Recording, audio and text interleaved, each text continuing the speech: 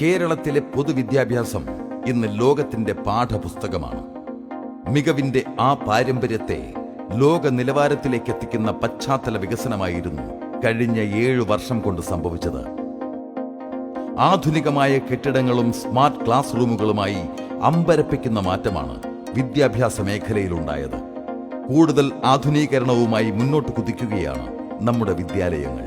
പശ്ചാത്തല സൗകര്യങ്ങളുടെ വികസനം നിലയ്ക്കുന്നില്ല. നാടിന്റെ മുക്കിലും മൂലയിലും മനോഹരമായ സ്കൂൾ കെട്ടിടങ്ങൾ ഇപ്പോഴും ഉയരുന്നു. പ്രീ പ്രൈമറി സ്കൂളുകളെ അന്താരാഷ്ട്ര നിലവാരത്തിലേക്ക് ഉയർത്താൻ വർണ്ണക്കൂടാരം പദ്ധതി. പ്രീ പ്രൈമറി മുതൽ 8ാം ക്ലാസ് വരെയുള്ള 30 ലക്ഷത്തോളം കുട്ടികൾക്ക് മുടങ്ങാതെ ഉച്ചഭക്ഷണം. 10 ലക്ഷത്തോളം കുട്ടികൾക്ക് യൂണിഫോമിന് സൗജന്യമായി കൈത്തറി തുണി. രൂപത്തിൽ മാത്രമല്ല, ഉള്ളടക്കത്തിലും ഏറ്റവും നവീനമാവുകയാണ് നമ്മുടെ വിദ്യാഭ്യാസം. അടുത്ത അധ്യയന വർഷം മുതൽ പുതുക്കിയ പാഠ്യപദ്ധതി. കണക്കും ഭാഷയും മികവുറ്റതാക്കാൻ ഓരോ തലത്തിലും സവിശേഷ പരിപാടികൾ.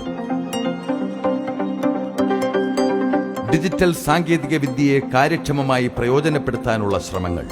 45,000 ക്ലാസ് മുറികൾ ഹൈടെക് ആക്കി. സ്കൂൾ ലാബുകൾക്കായി പുതുതായി 16,500 ലാപ്ടോപ്പുകൾ. എല്ലാ മേഖലകളിലും നൂതനമായ ഇടപെടലുകൾ. അലകും പിടിയും മാറി നമ്മുടെ പൊതുവിദ്യാഭ്യാസം മുന്നേറുകയാണ്.